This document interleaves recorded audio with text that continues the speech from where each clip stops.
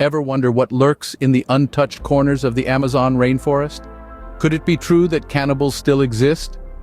As the mind contemplates these questions, a shiver runs down the spine, doesn't it? But fear not, for we are about to embark on a journey to uncover the truth behind these enigmatic tales. Cannibalism, the act of consuming another individual of the same species, is a topic that has long been associated with the indigenous tribes of the Amazon rainforest.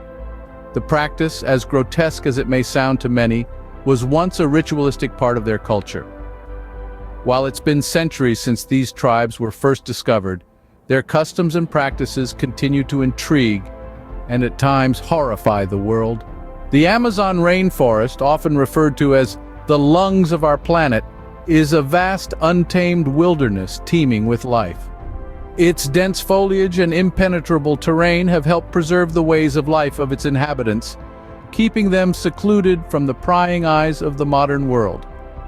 This isolation has led to speculations, rumors, and a shroud of mystery enveloping the forest and its dwellers. Among the many rumors, one that has persistently gripped the imagination of outsiders is the existence of cannibalistic tribes. These are not just tales spun by explorers and adventurers to spice up their accounts, but stories that have been passed down through generations, originating from the tribes themselves. But how much truth is there to these stories? Are they merely legends, or do they have some basis in reality? Could there still be tribes in the Amazon who practice cannibalism? As we delve deeper into the heart of the Amazon, we'll attempt to separate fact from fiction and shed light on the lifestyles and practices of its indigenous tribes. So, fasten your seatbelts, hold on tight to your curiosity, and let's dive into the heart of the Amazon as we explore the truth behind these cannibalistic tales. Our journey begins with the earliest known instances of cannibalism in the Amazon forest. As our story unfolds, we delve into the depths of the past, tracing the origins of cannibalism. Our earliest footprints lead us back to the archaeological findings and historical records that bear witness to this fascinating aspect of human history. The Amazon, a vast expanse of lush greenery, has been home to numerous tribes. Among these tribes, one such group that stands out in the context of cannibalism is the Tupinamba. The Tupinamba, known for their warrior culture, were also infamous for their cannibalistic rituals. These rituals were not born out of a need for survival, but were deeply intertwined with their spiritual beliefs and social structures. According to chronicled accounts, the Tupinamba would capture their enemies during warfare and keep them as prisoners. These captives were treated with respect and even integrated into the tribe, only to be eventually consumed in communal rituals. The act of cannibalism was seen as a means of absorbing the strength and courage of the consumed, an act of honor rather than savagery. Moreover, archaeological findings have corroborated these historical accounts. Excavations in the Amazon have unearthed human bones bearing marks of defleshing and crushing, a testament to the cannibalistic practices of the past. These findings, while grim, provide invaluable insights into the customs and beliefs of ancient Amazonian tribes. However, it's important to note that cannibalism wasn't a widespread practice among all tribes of the Amazon. It was restricted to certain groups, like the Tupinamba, who adopted it as part of their cultural and spiritual beliefs. In the heart of the Amazon, the genesis of cannibalism was not born out of a grotesque desire for human flesh, but as part of a complex web of cultural, spiritual, and social structures. It was a practice deeply rooted in their perception of honor, strength, and respect for their enemies. These early instances paint a vivid picture of the past, but how has this practice evolved over time? As centuries passed, the practice of cannibalism in the Amazon forest underwent significant changes. From the dawn of time, the tribes of the Amazon practiced cannibalism as a part of their culture and rituals. But the winds of change began to blow over the dense canopy of the Amazon. With the arrival of the 16th century colonizers, the practice started evolving, and not necessarily by choice. The colonizers, most of them from Europe, brought with them their own set of beliefs and practices, many of which directly contradicted the indigenous way of life. To them, cannibalism was a barbaric practice, a taboo that they believed needed to be eradicated. They started imposing their beliefs on the indigenous tribes, pushing them towards civilization as they understood it. As the colonizers' influence grew, the practice of cannibalism started dwindling. The tribes were gradually assimilated into the colonizers' way of life, and their own traditions, including cannibalism, began to fade away. But the change wasn't just because of outside influence. The tribes themselves started evolving and adapting to the changing world around them.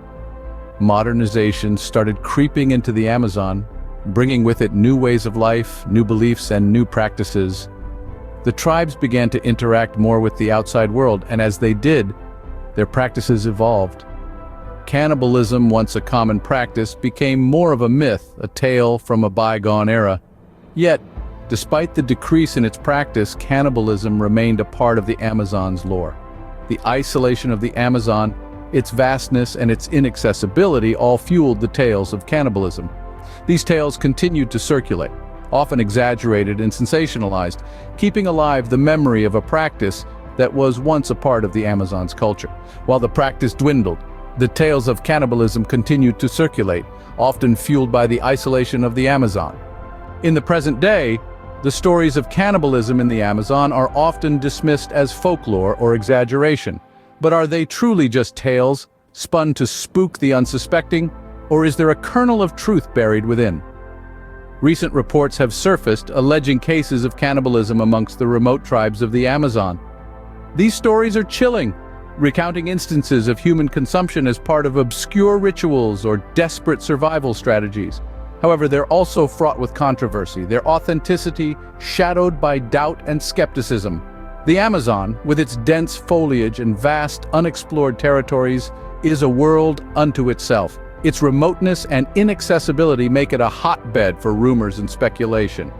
Verifying these claims of cannibalism is a Herculean task, akin to finding a needle in a haystack. The terrain is treacherous, the tribes elusive, and the language barrier often insurmountable. Yet investigations have been undertaken, driven by an insatiable human curiosity and a need to demystify the unknown. Anthropologists and journalists alike have braved the Amazonian wilderness, seeking the truth behind these cannibalistic tales. Their findings? A mixed bag. Some return with compelling evidence, others with inconclusive results, and a few with nothing but their own harrowing experiences to recount. In a world where the bizarre often blurs the line with the normal, it's difficult to outrightly dismiss these accounts of modern-day cannibalism in the Amazon. Skepticism is healthy, but so is open-mindedness. After all, the Amazon has been known to hide many secrets in its depths, some of which we may never fully comprehend. In the end, these stories, whether rooted in reality or blooming from the seeds of exaggeration, only add to the enigma that is the Amazon. They fuel our fascination, ignite our curiosity, and remind us that the world is far more complex and mysterious than we often give it credit for. These modern-day stories, whether true or not, continue to feed our fascination with the Amazon and its mysteries. The Amazon forest, with its enigmatic history and vibrant culture, is far more than the tales of cannibalism it's often associated with. It's a treasure trove of biodiversity, a living, breathing entity that houses the most diverse range of species on the planet. It's a symphony of life that plays out each day under the thick green canopy, where the chirping of birds mingles with the rustling of leaves and the soft whisper of the wind. The Amazon is a place where the tapestry of life is woven with threads of every conceivable color. It's a world that teems with life, from the smallest insect to the mightiest jaguar. Each creature, each plant, each drop of water plays a crucial role in this grand design, contributing to the balance and harmony of this complex ecosystem. But the Amazon is more than just a treasure trove of biodiversity. It's also the home of numerous indigenous communities, each with its unique culture, traditions, and ways of life. These communities, with their intimate knowledge of the forest and its resources, have lived in harmony with nature for centuries. Their wisdom and practices provide invaluable insights into sustainable living and environmental conservation. Yet the Amazon and its indigenous communities face unprecedented threats. Deforestation, climate change, and encroachment on indigenous lands are jeopardizing the survival of this unique region and its people. It's a battle for survival, not just for the Amazon and its inhabitants, but for all of us. For the Amazon is the lungs of our planet, a crucial buffer against climate change. Preserving the Amazon, its biodiversity, and its indigenous communities is therefore not just a moral imperative, but a necessity for our survival. It's a call to action, a call to recognize the intrinsic value of this unique region and to work towards its preservation. In the end, the Amazon remains a place of wonder and mystery, a testament to the diverse tapestry of human history and culture. It's a reminder of our shared responsibility to safeguard this precious jewel for future generations.